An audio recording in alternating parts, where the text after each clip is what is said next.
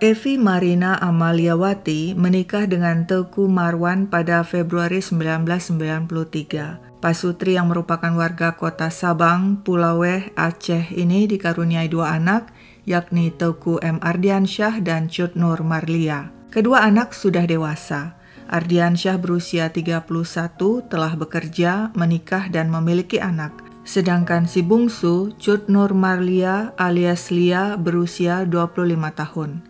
Evi wanita cerdas bergelar sarjana manajemen. Selain berprofesi sebagai pegawai negeri di Sabang, Evi yang kreatif dan punya bakat bisnis mendirikan UMKM Evi Handicraft dengan logo EH yang memproduksi kain ekoprint berbasis ramah lingkungan. Kain ekoprint memiliki corak dan motif yang dicetak dengan menggunakan bahan-bahan alami seperti daun, bunga, akar, dan pewarna alami. Metode ekoprint menghasilkan corak dan warna unik pada kain.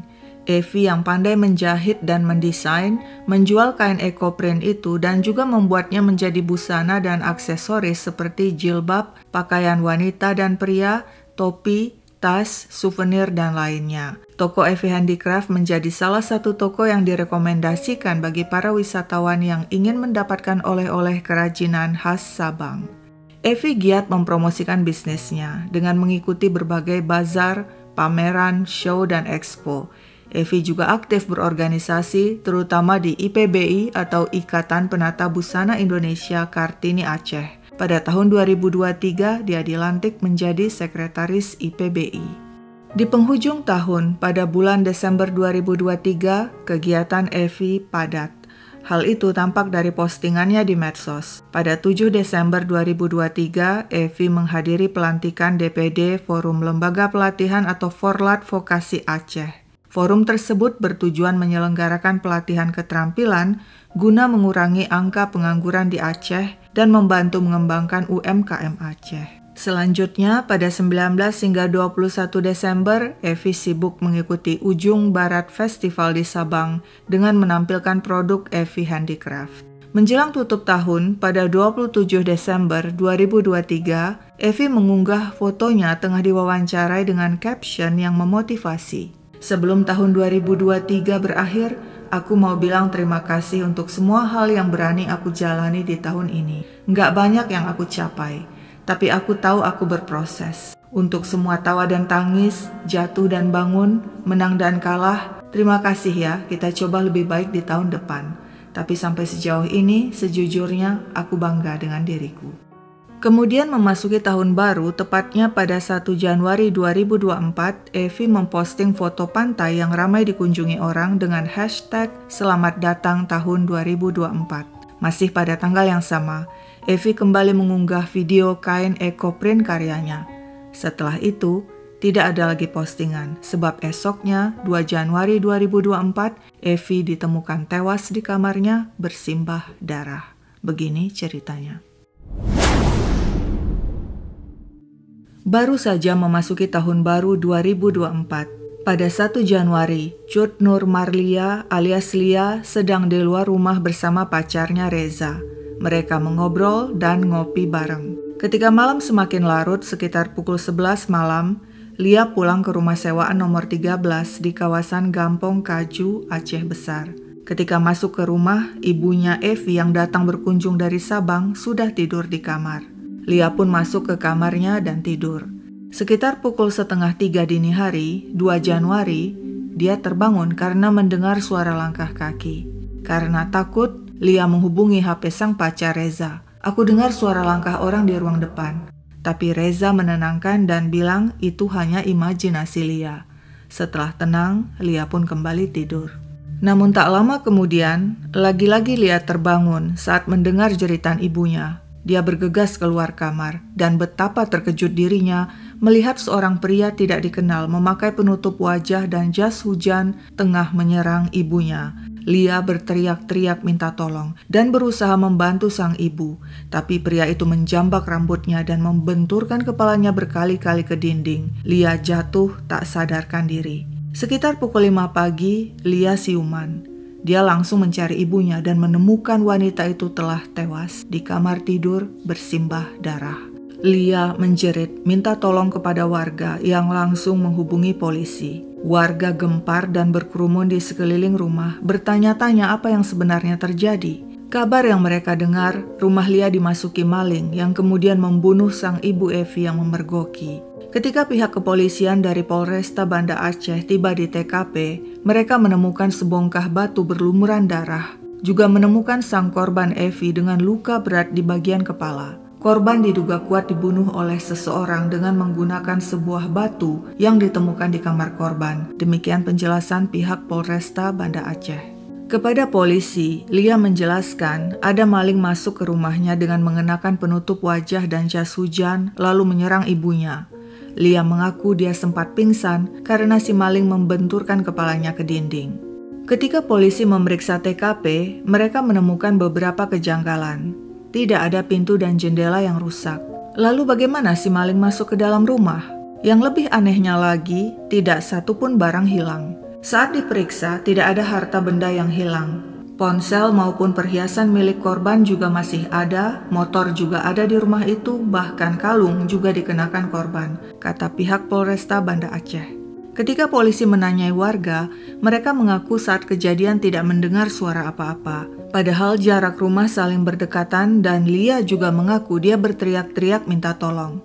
Reza, pacar Lia, mengatakan Lia sempat menelponnya dini hari karena mendengar langkah kaki mencurigakan di rumah, tapi dia tidak terlalu menanggapi. Beberapa jam kemudian menurut Reza, Lia kembali menelpon dengan panik sehingga Reza bergegas datang dan menemukan Lia menangis histeris dan Evi telah tewas bersimbah darah di kamar. Kejanggalan lainnya yang ditemukan polisi, kepala Lia baik-baik saja, tidak ada bekas lecet dan luka.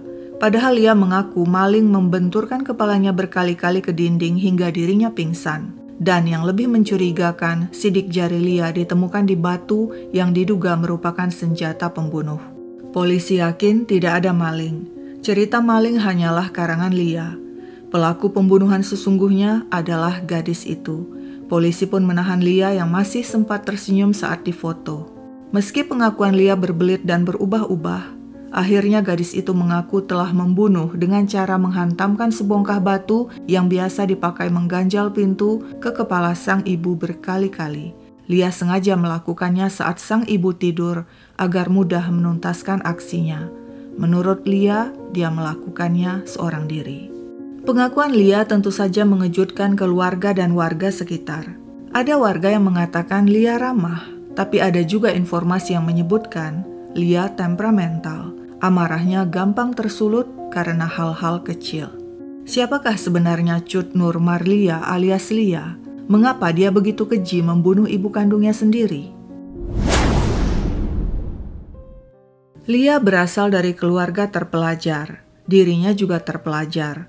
Usai menamatkan SMA, dia melanjutkan kuliah di Universitas Muhammadiyah Aceh yang berlokasi di kota Banda Aceh. Agar lebih dekat dengan kampus, Lia tinggal di sebuah rumah yang disewa orang tuanya di kawasan Gampong Kaju, Aceh Besar. Rumah itu bernomor 13. Sebagian orang mungkin menolak tinggal di rumah bernomor 13. Tapi tidak bagi Lia, sudah 3 tahun dia menempati rumah itu. Secara rutin, setiap 1 atau 2 minggu sekali, bergantian ibu dan ayahnya yang tinggal di kota Sabang datang mengunjunginya. Selulus kuliah, Lia masih tinggal di rumah sewaan itu. Lalu apa saja kegiatannya? Yang pasti dia kerap membantu usaha Evi Handicraft milik ibunya. Sama seperti ibunya yang kreatif dan berbakat, Lia pun demikian. Dia pandai menggambar dan melukis. Dia juga seorang desainer busana. Sudah beberapa kali Lia mendesain busana dengan bahan kain ekoprint. Salah satu pakaian rancangannya tampil di Aceh Fashion Festival tahun 2023. Sebagai desainer muda dan pemula, pergaulan dan wawasan Lia tampaknya cukup luas. Foto-foto di medsos ibunya menunjukkan Lia sering terlibat di berbagai ajang yang dihadiri kalangan pengusaha, pejabat, sosialita, dan selebriti Aceh. Lia yang berusia 25 tahun belum menikah, tapi sudah punya pacar, Reza, warga Banda Aceh yang berusia 28 tahun. Lia menyebut Reza sebagai jagoannya aku. Lia seperti punya 2 sisi berbeda. Dia bisa tampil anggun dan feminin, namun dia juga bisa tampil tomboy, bak pemberontak. Dia pengguna rokok elektrik. kadang mengendarai sepeda motor besar, menyukai warna gelap dan gaya busana gotik. Di waktu luang, Lia suka membaca buku, antara lain buku karya Mark Manson yang berjudul Segala-galanya Ambiar, sebuah buku tentang harapan. Isi buku itu blak-blakan, realistis, sekaligus provokatif. Menyentil orang yang selalu berusaha bersikap optimis dan positif, mengatakan semua baik-baik saja seolah mengingkari bahwa sesungguhnya hidup ini abstrak, absurd, hidup tidak selalu baik-baik saja. Dalam bukunya, Mark Manson bilang dunia memang kacau, dan harapan seringkali bikin orang kecewa karena terlalu banyak dipengaruhi keinginan yang tidak realistis. Jadi daripada berharap yang muluk-muluk, lebih baik menerima kenyataan. Belajar menghadapi rasa sakit dan hidup jujur terhadap diri sendiri, bukan dengan terus-menerus menggunakan optimisme semu dan motivasi palsu dalam menjalani hidup. Hal lainnya yang membuat Lia berbeda dengan gadis kebanyakan, di medsos dia mengunggah beberapa foto yang diberi emoji tanduk merah serupa tanduk iblis alias Devil's Horn. Lewat akun Instagramnya, Lia pernah meminta kepada seorang wanita penggemar tata rias wajah untuk membuat gaya makeup iblis. Dan ini hasilnya, si wanita mencontohkan gaya makeup iblis yang diminta Lia. Entah apa yang membuat Lia menyukai hal-hal gelap itu. Apakah hal itu ada hubungannya dengan aksinya membunuh ibunya? Apa sebenarnya motif Lia membunuh sang ibu? Kepada media, pihak kepolisian menjelaskan motifnya masalah keluarga, internal antara ibu dan anak. Pelaku merasa kecewa karena perilaku ibunya hingga sakit hati. Lia mengaku selama ini dia memang sakit hati dan tertekan. Rasa kesal dan amarahnya telah menumpuk sebab ibunya seringkali membanding-bandingkan dirinya dengan abangnya Ardiansyah yang lebih baik dalam segala hal. Dia merasa diperlakukan berbeda dengan si abang yang merupakan anak kesayangan. Sang pacar Reza juga mengatakan kepada polisi, Lia sering curhat dirinya marah dan kecewa berat pada perlakuan sang ibu. Pada Oktober 2023, di akun medsos, Lia pernah memuat foto dengan kalimat, "Nobody notice your pain, but everyone notice your mistake." Tak seorang pun melihat rasa sakitmu, tapi semua orang melihat kesalahanmu. Sementara itu, pemeriksaan kejiwaan menunjukkan Lia memiliki kecenderungan memanipulasi keadaan untuk menghindari tanggung jawab. Dia keras kepala dan memiliki sikap impulsif, yakni sering bertindak tiba-tiba tanpa berpikir terlebih dulu. Tapi Lia waras dan dalam kondisi sadar sepenuhnya saat membunuh sang ibu. Sebab itu dirinya dianggap bisa mempertanggungjawabkan perbuatannya di pengadilan. Persidangan Cut Nur Marlia alias Lia digelar di Pengadilan Negeri Janto, Kabupaten Aceh Besar. JPU atau Jaksa Penuntut Umum menuntut hukuman 12 tahun penjara. Setelah melewati serangkaian persidangan, pada November 2024, Majelis Hakim akhirnya menyatakan Lia terbukti bersalah melanggar pasal 338 KUHP tentang pembunuhan. Hakim menjatuhkan vonis lebih ringan, yakni 10 tahun penjara. Lia dianggap masih muda dan masih bisa memperbaiki diri. Kuasa hukum Lia mengatakan, keputusan hakim yang menjatuhkan hukuman 10 tahun penjara bagi kami sudah cukup adil. Saya sudah berkomunikasi dengan terdakwa maupun keluarga terdakwa. Mereka menerima putusan yang dijatuhkan majelis hakim dan sepakat untuk tidak mengajukan banding. Latar belakang kehidupan dan hubungan antara Lia dan sang ibu Evi hanya bisa ditebak lewat akun medsos mereka karena liputan media tentang kasus ini sangat terbatas dan tidak mendalam. Sebenarnya sang ibu Evi di medsos selain menampilkan karya, pencapaian dan bisnisnya, Evi Handicraft juga sering menampilkan keluarganya. Dia ucapkan selamat ulang tahun kepada anaknya laki-laki Ardiansyah yang disebutnya sebagai jagoan mama. Dalam foto lainnya, Evi mengungkapkan perasaan hatinya terhadap anak laki-lakinya. Hubungan ibu dan anak laki-laki itu spesial karena dia sedang membesarkan seorang anak yang baktinya tidak akan pernah putus sampai hari kiamat. Selain itu, Evi juga sering menampilkan kebersamaan dengan si bungsu Lia. Evi tampak bangga dengan talenta Lia merancang busana. Ngintip buah hatiku setiap malam begadang. Ngapain ya? Lagi belajar sambil berkarya rupanya. Semoga jadi pengusaha sukses dengan karya-karya up to date yang disukai banyak orang. Barakallah my girls. Di awal Desember 2023, Evi juga mengunggah video Lia tengah sibuk menyortir busana hasil karya mereka. Kedua anaknya serupa permata bagi Evi, sesuai lirik lagu Virgon. Bila bentakan kecilku patahkan hatimu, lebih keras dari itu dunia akan menghakimimu. Kubentuk dirimu menjadi engkau hari ini. Kau harus kuat, kau harus hebat, permata hatiku. Konflik apa yang sebenarnya terjadi antara Lia dan sang ibu Evi hingga berujung pembunuhan, hanya merekalah yang tahu detailnya. Pihak keluarga tidak menjelaskan apapun kepada media yang juga entah kenapa tidak banyak meliput kasus ini.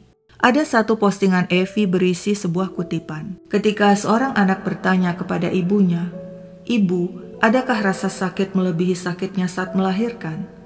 Ibunya menjawab, "Ada, ketika dibentak oleh anak yang kulahirkan." Dan Evi tidak hanya dibentak, melainkan dilenyapkan selamanya dari muka bumi oleh sang anak Lia. Rest in peace bagi sang ibu Evi Marina Amaliawati. Sekian dulu ceritaku, sampai jumpa kapan-kapan.